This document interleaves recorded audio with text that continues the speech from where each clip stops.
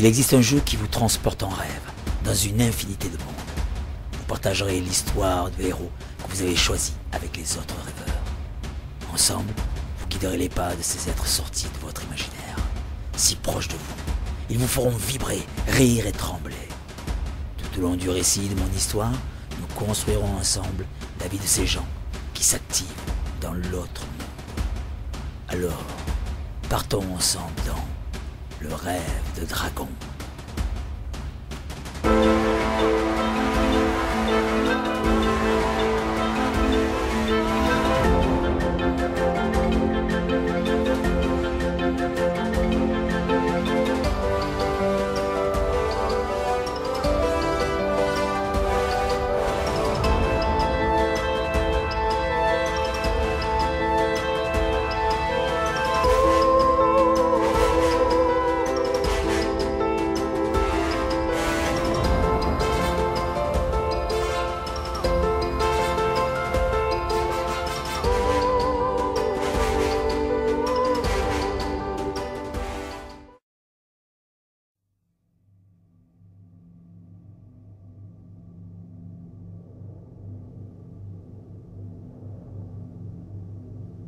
Puissant le Haut-Rivant.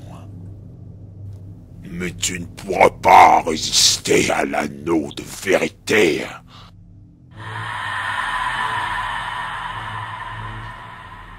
Jaspe rouge, protège ce charme.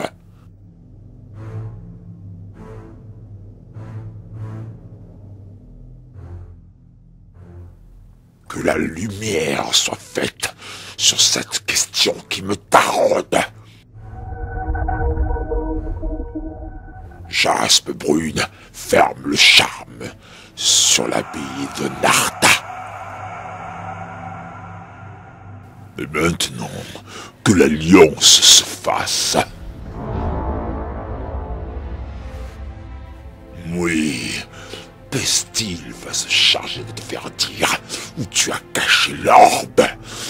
Sale magicien. Non, pas touché, encore trop tôt. Bon, maintenant, il s'agira de trouver cette raclure de Pestil.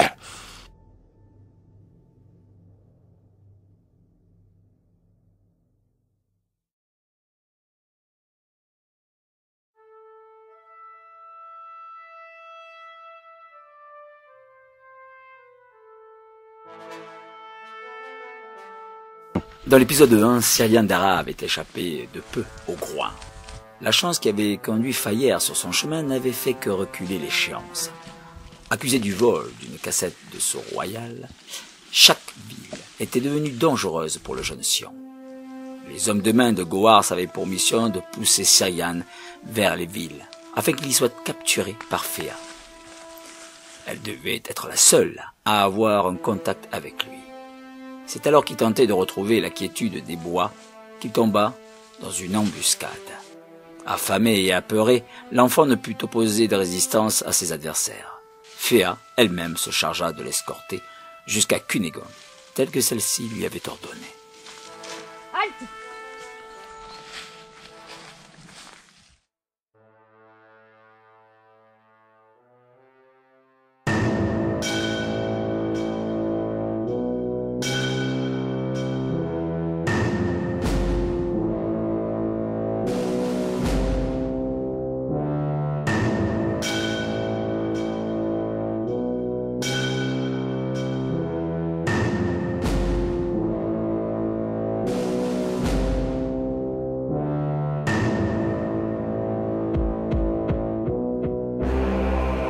Maître, je suis là. Ah! Tu m'as foutu les jetons, Brooke. Oh, Pestil. Mon brave Pestil. Voici quelques soldes d'argent pour toi. Oui, maître. Oh, vous êtes si généreux. Écoute bien, Pestil. Si je t'ai fait venir par-delà le blanc rêve, c'est pour te charger d'une mission de la plus haute importance. Tu vas te faire conduire par le petit du pont de broche de King. Il te fera rentrer dans la bastille de la Recyclette. Une fois à son sein, tu y trouveras un homme marchant aux côtés de Lauriel de Xentraillez, celle qui t'a toujours refusé, le gîte, mon pauvre pesteux. Il se nomme Fayard Serpent. Oui. C'est de mon rêvant. Il y a quelque chose que je veux. Attention, à toi. Il est dangereux. Prends ce doigt épais de griffe de vérité de ta matière. Touche-le avec. Oui. Et tu auras quelques secondes pour lui poser une question. Une seule question. Où est l'orbe magique qu'il cache? Il te répondra sans retenue. Oui. L'effet de ma magie est si puissante qu'il ne se souviendra même de rien. De rien.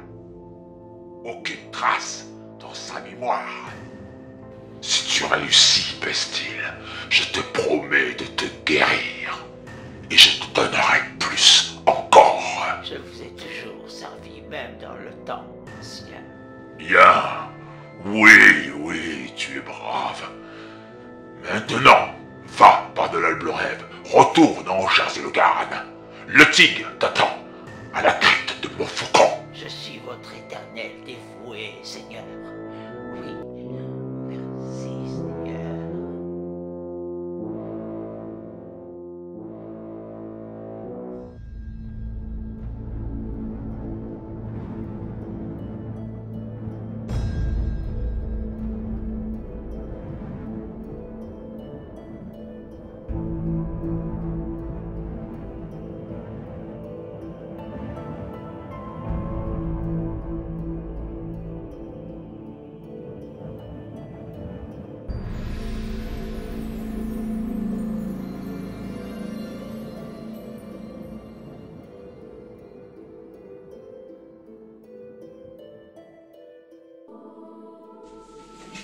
Alors tu l'as fait.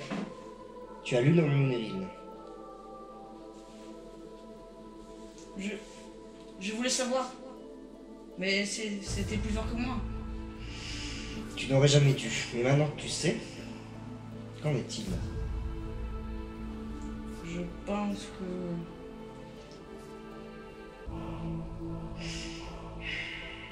Écoute-moi bien, mon garçon. Je t'ai nourri, protégé, soigné. Et pour me remercier, tu me trahis.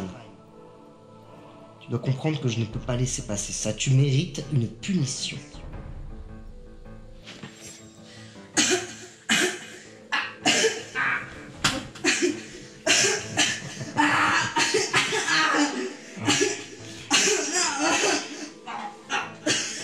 La ferme et retourne dans ton trou.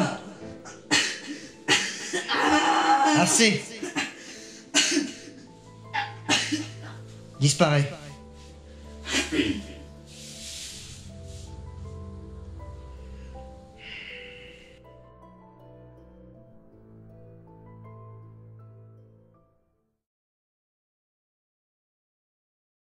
Après une soirée festive chez Filtron, Lauriel et Fayère filaient comme le vent au petit matin. La veille, Lauriel avait exprimé le projet de reprendre le voyage, car l'attaque du Thanatosien avait réveillé son instinct de guerrière d'antan. Maintes fois par le passé, elle souhaita reprendre la route, dans l'espoir de retrouver son pays, sa famille. Les chevaux lancés ventre à terre longèrent les vignes de la butte au Chafouin et les rapprochèrent de l'Arrecinquette, destination où Lauriel comptait trouver de l'aide pour l'accompagner récupérer ses affaires dans son auberge à Xentraillez.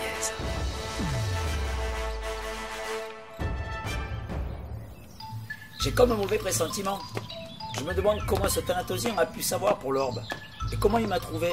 Restons vigilants, Lauriel. Mais faisons comme si de rien n'était. Il a sûrement des sbires à sa solde. Mais moi, ce qui m'inquiète, surtout, c'est pourquoi il ne nous a pas suivis. Ah, et en plus, il a dû fouiller toute ma tour. Je n'osais pas te le dire. Mais depuis ce matin à cheval, j'ai comme l'impression que nous sommes suivis. J'ai vu des silhouettes dans les vignes.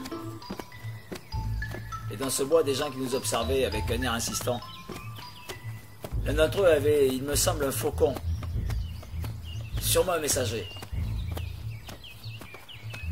Oui, j'avais remarqué. Mais nous sommes à cheval, Fayère. Nous ne risquons pas grand-chose. Hein. Et à la moindre alerte, eh ben on file ventre contre garrot, hein, qu'ils essaient de nous rattraper pour voir. Et tu certaine de trouver ton ami Virgile à la Rocinglette? Quand il est passé il y a 3 jours, il partait vers le sud. Fayer, écoute, Virgile, c'est le plus preux et fidèle serviteur du roi. Ah, il est charismatique, il est courageux comme un torque-moque, oh, il est vaillant comme une chèvre-pied. Ouais, il est surtout aussi futé qu'un pantodard, hein. Il m'a glissé à l'oreille qu'il remontait à la Rocinglette si caché. Ah, il aime surprendre par sa présence, là où on ne l'attend pas. Si caché? Pourquoi?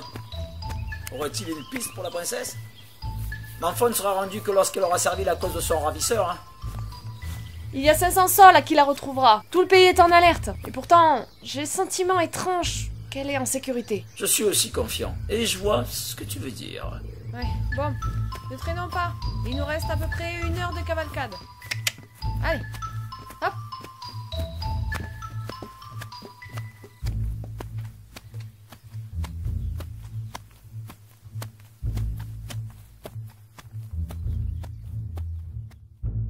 Après avoir laissé leur monture aux écuries, nos 2 héros se rendent dans la bastide de la Rocinglette. Lauriel espère trouver de l'aide auprès de Virgile et de ses hommes.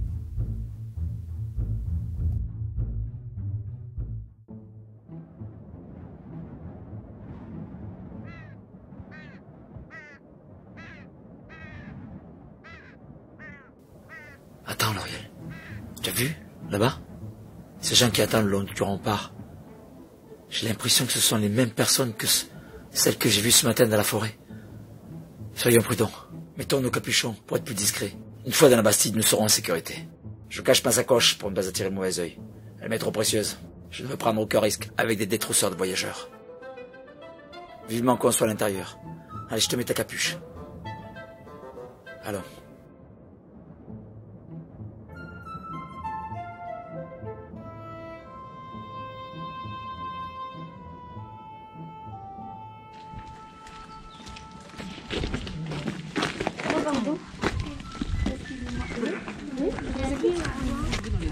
Mesdames.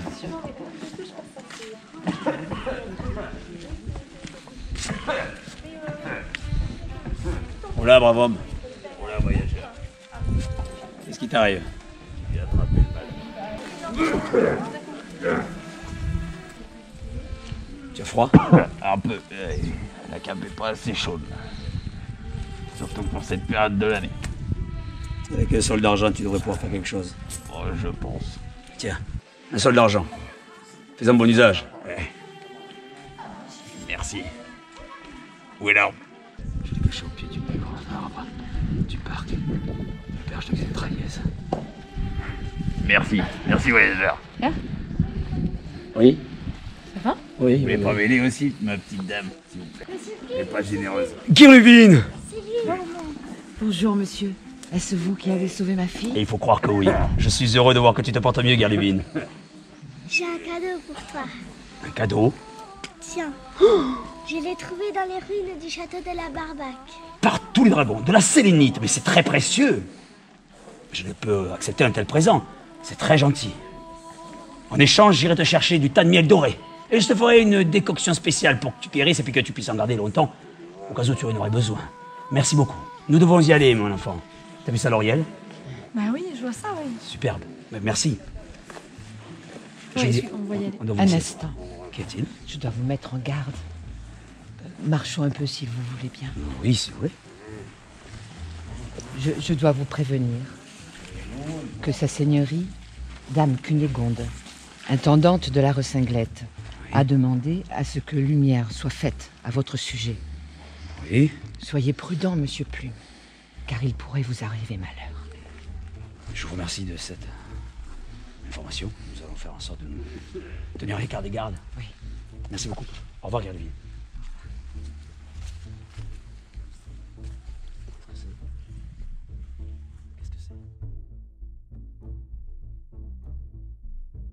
Fayer et Lauriel n'étaient pas très rassurés. Il leur fallait vite trouver Virgile et quitter le bourg sans tarder. Fatigués et affamés, ils décidèrent donc de se rendre à l'auberge de Casse-Noisette, située sur la place centrale du bourg. Ce que Fayer et Lauriel ignoraient, c'est que les dragons avaient envie de se jouer d'eux, se disputant l'issue de la journée. Ils lançaient tour à tour leurs actions, favorisant ou contrecarrant à coups de dés nos 2 héros. C'est qu'en plus de garde de la ville, un groupe de 4 individus avait pour mission de piéger le duo arrivant, ceci afin de démasquer, de dénoncer au grand jour le magicien en train de se servir de ses pouvoirs magiques, et ceci sous les yeux des badauds présents sur la place ce jour-là. Les 4 missionnaires étaient travaillés pour le compte d'individus puissants et obscurs. Ce jour-là, sur la place de cette fin d'après-midi, un marché battait son plein. Des fruits et des légumes fraîchement cueillis du jour étaient proposés à la vente. Le forgeron avait exposé toutes sortes d'armes, des épées aux lances en passant par les haches et les outils. Il faisait déjà affaire avec des gnomes, tandis que son fils veillait à ce que rien ne disparaisse. Des enfants couraient dans tous les sens autour des étals, tandis qu'un énorme cochon tournait sur une broche à rôtir, embaumant les environs d'une délicieuse odeur de cuisine riche et raffinée. Le cuisinier et ses 3 femmes s'activaient sans relâche pour servir les gardes qui se régalaient tout en regardant un spectacle de rue. Le groupe de saltimbanques jouait une mélodie faisant tournoyer une ravissante danseuse à la robe chatoyante et étincelante de plumes de zéglute. Un dresseur d'oiseaux était également présent pour faire voler un magnifique volatile exotique aux couleurs chatoyantes. La troupe comprenait également un montreur d'ours, une créature gigantesque qui dépassait toutes les créatures jamais observées par les villageois. Tout autour de la place, des arches, des maisons formaient une enceinte. Seule une grande porte au nord permettait l'accès à la place. Les 4 hommes de main étaient aux aguets, attendant le moment le plus opportun pour déclencher une rixe contre les voyageurs, et surtout pour forcer le magicien à utiliser ses pouvoirs. Ils n'avaient aucune idée de l'identité de leur cible. Ils attendaient simplement un homme et une femme. Une fois postés, ils ne tardirent pas à les voir arriver. Ils se précipitèrent sur le duo du voyageur pour les attaquer. Fayère et Lauriel étaient pris au dépourvu lorsque les 4 hommes de main les attaquèrent sans crier gare. Cependant, Fayère est un magicien talentueux et il savait comment se défendre. D'un geste rapide et précis, il créa un bouclier invisible qui le protégea des assauts ennemis. Lauriel, quant à elle, était une combattante agile et rapide. Elle maniait une épée empruntée à la volée au forgeron avec grâce et puissance. Elle esquivait les attaques ennemies tout en cherchant une ouverture pour riposter. Les 2 autres hommes de main se jetèrent sur Fayard avec détermination. Fayard, quant à lui, usa de sa magie pour manipuler l'eau présente sur la place. D'un geste fluide, une gerbe jaillit et se jeta sur les assaillants pour les faire glisser. Les adversaires perdirent l'équilibre, ils tombèrent au sol, incapables de se relever sur l'instant. Lauriel et Fayard se regardèrent, complices dans leur combat. Ils savaient qu'ils devaient mettre un terme à cette menace. Fayard concentra son énergie magique et projeta un sort puissant qui fit trembler le sol sous les pieds des hommes, mains restés devant eux. Les 4 individus, la foule amassée, furent déséquilibrés, offrant ainsi une occasion à Fayard et Lauriel de porter le coup de grâce. Avec un moment précis, Lauriel trancha l'air de son épée comme pour signaler une limite à ne plus franchir. Les adversaires furent projetés en arrière, mis hors d'état de nuire. Le silence retomba sur la place alors que Fayard et Lauriel se tenaient victorieux. Leurs ennemis étaient vaincus, incapables de se relever. Les villageois qui avaient assisté à ce combat épique étaient stupéfaits par la capacité des 2 voyageurs. Fayard et Lauriel savaient que cette rixe leur attirerait des soucis. Alors qu'ils tentaient de vite retrouver l'auberge de Virgile, une voix hurlante résonna soudainement depuis les remparts du village. « Saisissez ces 2 brigands !» Les gardes de la ville, alertés par l'appel, se précipitèrent vers le duo, retenu par la foule, pour les capturer. Les gardes de la ville se montrèrent inflexibles. Ils escortèrent les voyageurs jusqu'à l'intendance du camp, où ils seraient jugés sur le champ.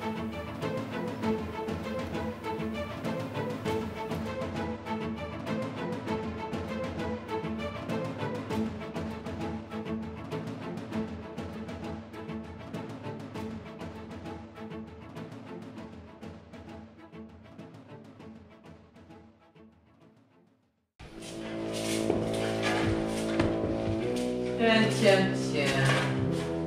Voilà celui dont on entend parler depuis le début.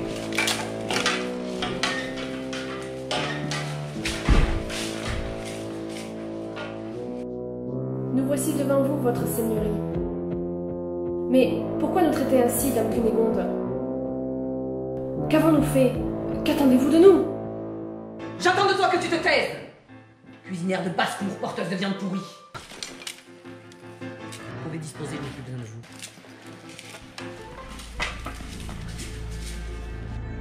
Monsieur Fayeur,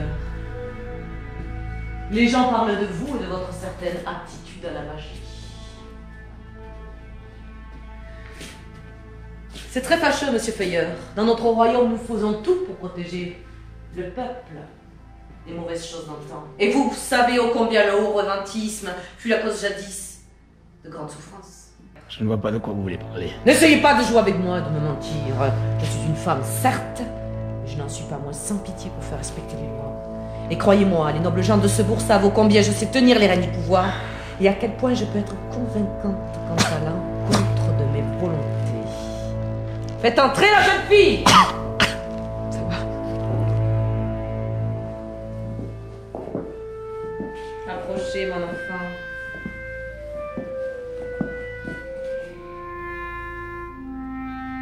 Ma chère enfant, je voudrais vous témoigner le regret par rapport à l'accident que vous avez eu avec mon cheval mort qui, bougre de bestiole, est tombé sur vous. Je voudrais que vous me disiez ce que faisait Monsieur Feyer lors de ce moment douloureux. Il pointait du doigt le cheval. Merci, mon enfant. Vous pouvez rentrer chez vous.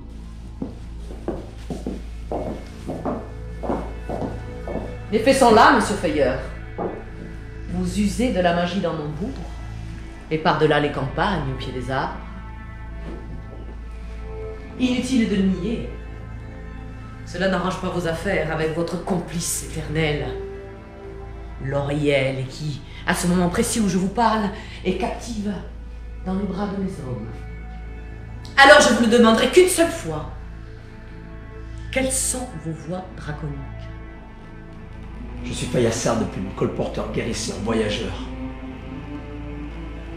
Orévan, de Nyros, d'Hypnos, de Narcos. Je ne touche pas à la magie noire, à la magie de la mort. La magie au service du mal, de la haine, de la folie. Des gens de pouvoir comme vous. Je vois bien ces crânes au pied de votre trône. Ils sont l'illustration même d'un Thanatosien qui forcément s'est mis à votre service.